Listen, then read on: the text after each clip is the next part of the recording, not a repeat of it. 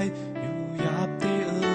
hàng nơi ta mơ song để mi lại hàng nào cầu đã xê ha âm tim lại âm sim lại giờ hắc này để lát mơ có cô đang mượt cứ hầu lấy lũ leo cầu lấy hắc mơ này bên đón biết ha ta đi giờ hắc mây song để sáng yên lại giờ lấy hắc mơ này có bên giờ hư âm lại âm khâu yan mơ cay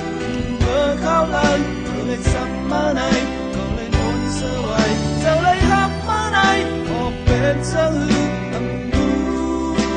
lại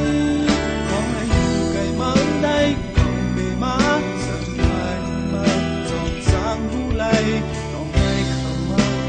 đi một nề sương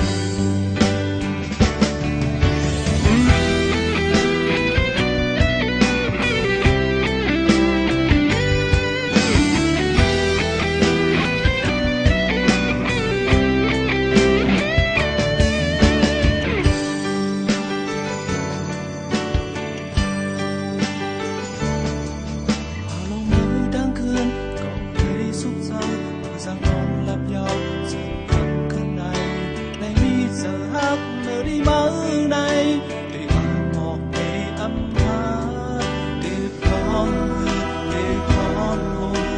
giờ hắc này để lát mơ có đang mượt cứ hầu lấy lũ leo cầu lấy hắc mơ này bên đom thiết hát thầm giờ hắc mơ rồi mới sáng yên đài sao lấy hắc mơ này họp bên giờ hư lại âm khâu yan mơ cay mơ khao lần mơ lên sắm mơ này cầu lấy muốn sơ hoài sao lấy hắc mơ này họp bên giờ hư